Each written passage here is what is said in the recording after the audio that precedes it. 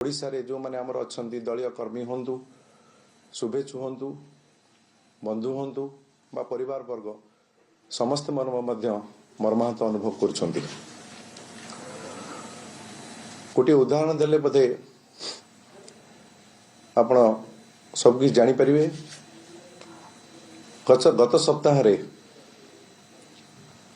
आमे 5 जन सांसद उपराष्ट्रपति मान्यवर उपराष्ट्रपति महामहिम उपराष्ट्रपति तथा आम राज्यसभा अध्यक्ष श्री जगदीप धनकर को राज्य संबलित किछि समस्या संपर्क रे आलोचना पे जाइथिलु एवं आपण माने जानती से होचंती आम राज्यसभा अध्यक्ष।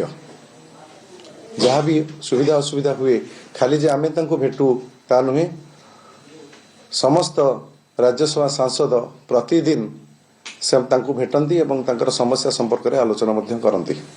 आमे मध्य सही तरीका रे तांको सह आलोचना करिया पे जाइथिलु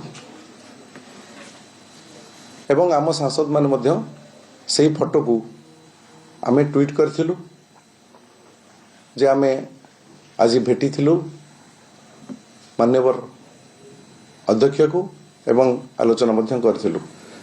सही दिन संध्या पर ठारू आम विरुद्ध रे चर्चा आरंभ होला विभिन्न गणमाध्यम निर्दिष्ट गणमाध्यम रे जे आम्भे माने बीजेपी को जीवा पई श्री जनधनकर को साक्षात करै जाइथिलु। यह अत्यंत दुर्भाग्यजनक भीतिहीन कपलकल्पित एवं मिथ्या संवाद। यह करा जाय कि खाली जे हमको बदनाम करा जाउछि ता नुहे, आमर 4.5 कोटी ओडिया को मध्य यह बदनाम करा जाउछि। सांबादिक मानकर सबुथेरे मध्य गोटे परिसीमा थाए, गोटे लक्षण रेखा मध्य थाए। आपण मान जानती मु मध्य सांबादिक जगत रु आसीछि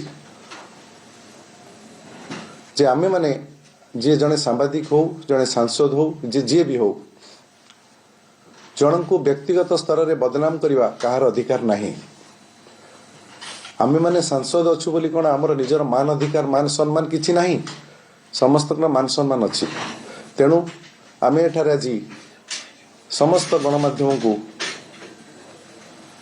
आपण जरिए अनुरोध करुछु जे एभली भ्रमात्मक खबर रु दूरे रहंतु। आ एठी मध्य स्पष्ट मध्य आमे करुछु जे आमे आमर मान्यवर दलीय सभापति श्रीजुक्त नवीन पट्टनायक उनका निकट रे तांको सहित अच्छु, विजु जनता दल सहित अच्छु एवं शेष पर्यंत मध्य तांको सहित रहिबु। कौनसी प्रकार विभ्रांतिकर खबर आउ प्रकाश न करिया पई आपण मानक निकट रे आमे विनम्र निवेदन करूछु।